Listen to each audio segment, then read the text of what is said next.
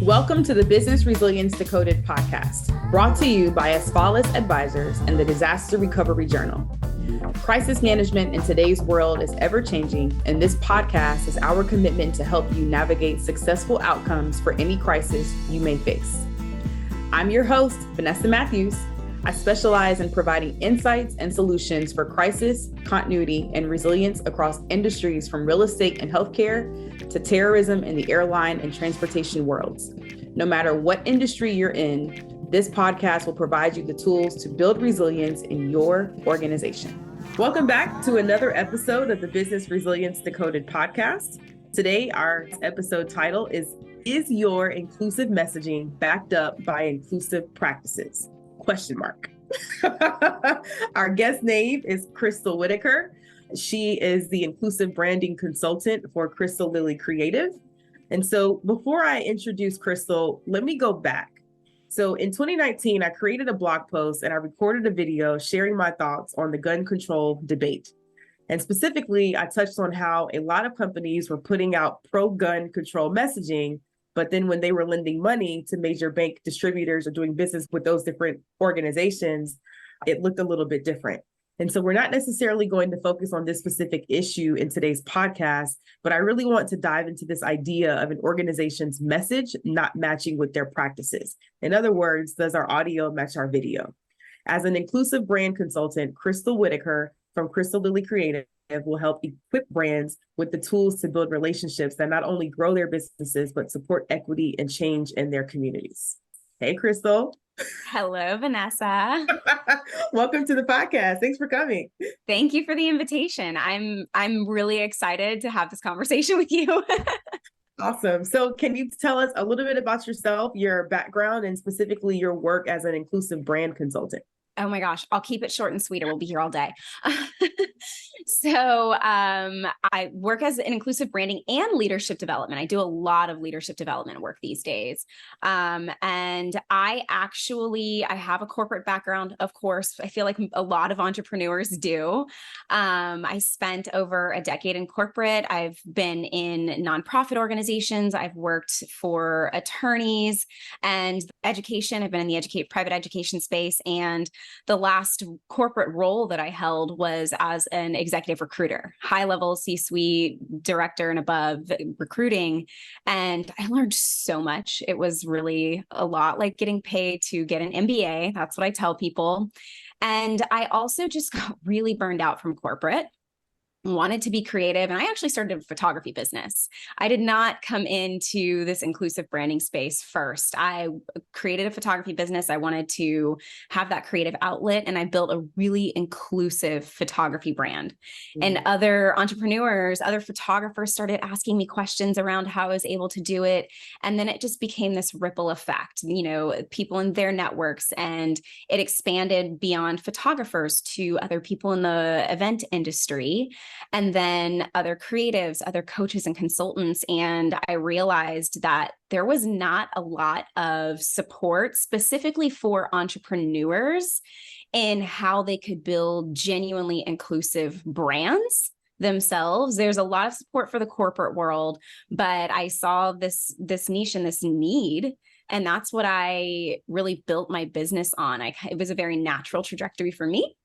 And it feels like the most aligned space I've ever been in, just because of my work experience, my personal lived experience, and just being able to bring it all together. Everything that I learned in corporate, everything that I did as a creative, and pouring into other people who care about human-focused business. Human-focused business. That right there. That should be the title of the podcast episode, but okay.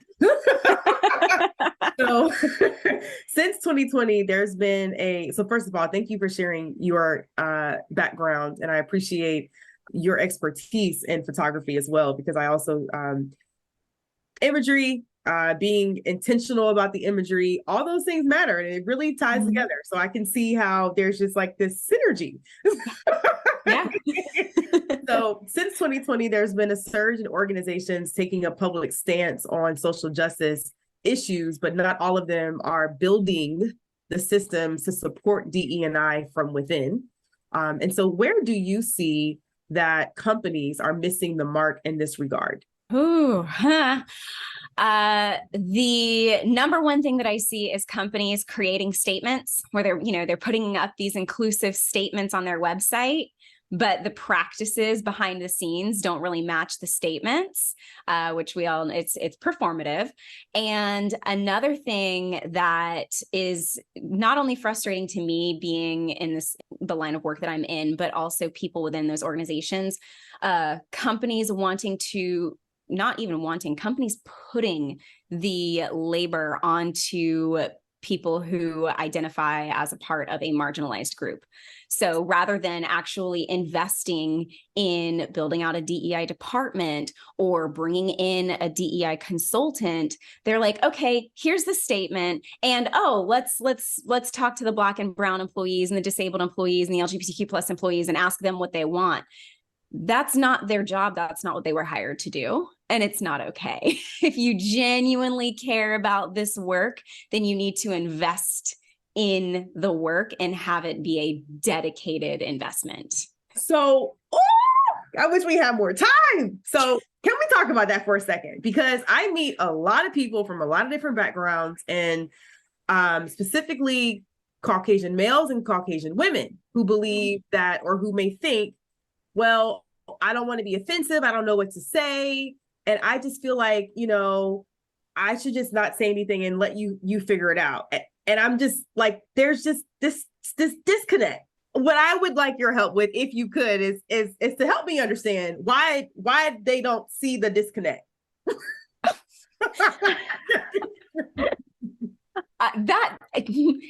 I honestly still struggle with that. So what I will tell you is what I tell the white people that are in those positions where they're like, I don't know what to do.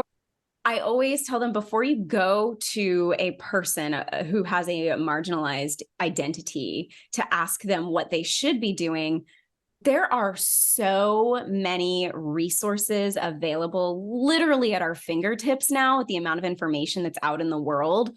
If you have a question about something, go find the information related to that question. There's people like myself who share a lot of things on social media, Instagram, LinkedIn. You can Google a lot of information and gather as much as you can. And then once you have done your own homework, then go to those people that you have questions for or about and say, hey, I've been learning about XYZ, and this is what I have come up with. I want to make sure that I am honoring you and your experience and the experiences of the people that you are connected to, that are part of your community.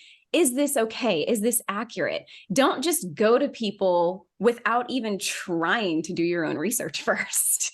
It was the trying for me. I got to work on that. Oh God. So when we see companies rushing out to put out a statement about a public event like a school shooting or police brutality, is the right move to post immediately, or are there extra steps that an organization should be taking before they put something out there? That's a spectrum from my perspective, and other people may have a different perspective. I think that it depends on where you are as an organization in your DEI journey.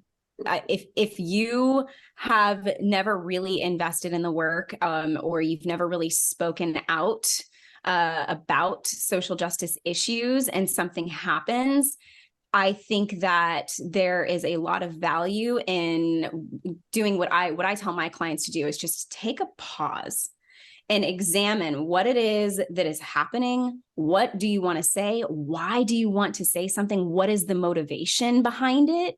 Is it just because you want to get on the bandwagon? You don't want to be perceived as, not caring or not being relevant? Those are not great motivations. But if you're in a space in your journey where you have been actively learning and you have been engaging with people who educate in these spaces and also people who live these experiences, then if you're going to share something, how is it in alignment and connected to your overall mission and your values, because that's a big part of the work that I do with my clients is like, okay, you want to incorporate all of these inclusive practices in the messaging. You need to make sure that it is connected to your values so that it is always clear. Yep, absolutely. So a challenge to building an inclusive company can be the unconscious biases, because then they won't be able to see the things that you just kind of laid out for us that people should be paying attention to.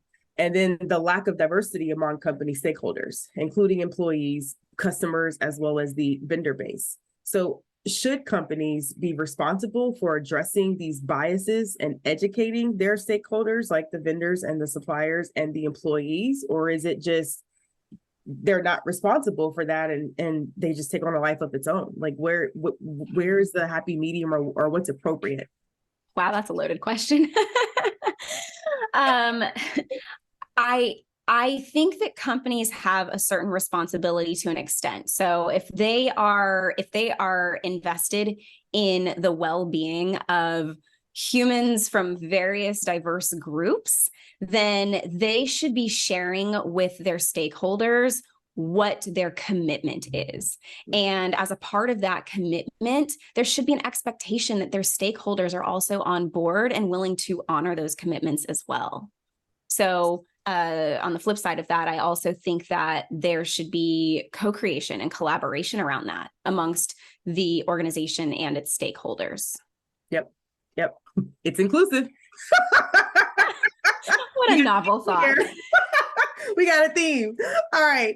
So what are all the different forms of messaging that organizations should be considering if they're trying to build an inclusive brand? And why we're asking this, right, is there's the practitioners who might be listening to this, maybe a mid-level or an entry level, and they may not have a lot of influence, right? Mm-hmm. But they notice we're not diverse, we're not doing the right things, we're not bringing in different groups of people, we're not receptive to it, but we've got to do something different. They also are sitting in rooms and they're hearing leadership team members say things, and then they see them do things that are different, that are inconsistent with the messaging.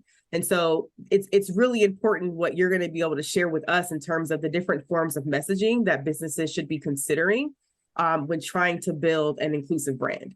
Oh gosh. Okay. I will go as quick as I can through this. So there you have your visual messaging, you have your written messaging, you have your verbal messaging, and then there's behavioral messaging as well. So what is happening if you're thinking about written, I think that's pretty obvious, making sure that you're using inclusive language, not, just going straight to gendered language and assuming things, and also being mindful about how you're communicating. So even in the digital space with messaging in general, you also have to think about people with disabilities. Is your website set up for people with disabilities? Even podcast hosts, for example, people with disabilities, are you providing a space for people to access transcripts, things of that nature? And then with your visual, I think that's a pretty self-explanatory one. Are your visuals inclusive and representative of, all different lived experiences? And the visuals that you put out for your organization also need to match what your organization is actually doing. You can't put up an inclusive marketing campaign with a range of different humans from different backgrounds and then have, a predominantly white organization. And from a behavior perspective, similar to your point, they're saying things in a boardroom that doesn't align with the messaging. That's a huge disconnect, which is why I focus so heavily on values and making sure that the values of an organization can be connected in some way to the values of not only leaders, but employees as well. What are everybody's values? Even if they're different, how are they connected? How can they be aligned? And making sure that people are on board with that. Crystal, yes. I have so much more I could say. I love it. But there's 4 pieces of messaging. It's visual, it's behavioral, written, it's the 4th one. What did I say? Visual, behavioral, written, verbal. Oh, and digital kind of falls under your written, but digital could be its own thing too. I love it. So if I were listening to this, I would be like, hey, BCP director, call Crystal. So with that, Crystal, what's the best way to get in contact with you? Best way to get in contact with me, you can contact me through my website, crystallily.co, which is crystallily.co, or you can email us directly at youbelong@crystalllily.co. Awesome. Thank you for listening to the Business Resilience Decoded podcast, brought to you by Aspalis Advisors and Disaster Recovery Journal. Make sure you check out the show notes for this episode to see all the upcoming events, programs, and ways we can support you.